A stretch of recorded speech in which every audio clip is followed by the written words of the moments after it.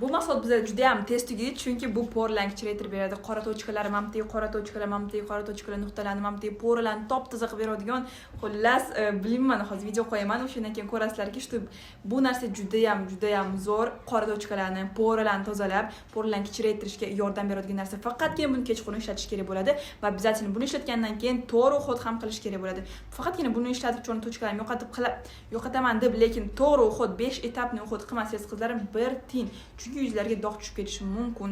Obязательно to'g'ri uxlat qilish shart. Buni men sotmayman agar sizlarning to'g'ri uxlatinglar bo'lmasa qizlarim, chunki men yuzlarga zarar yetishini xohlamayman. Xullas qizlarim, bu enzimniy pudra deyiladi. Dr. Circle'dan qizlarim o'zim ishlataman. Уже cho'rni tochka nimaligini esimdan ham chiqarib yuborganman. Chunki qizlarim, bu faqat kechqurun ishlatiladi. Buni yaxshilab parashok tarzda bo'ladi. Mamtimizga surib olamiz. 5-10 minutga va уже bitta ishlatganlardan keyin cho'rni tochkalar уже yo'qolib ketadi. Obязательно keyin krem surib olaman va obязательно SPF ga ertalab surib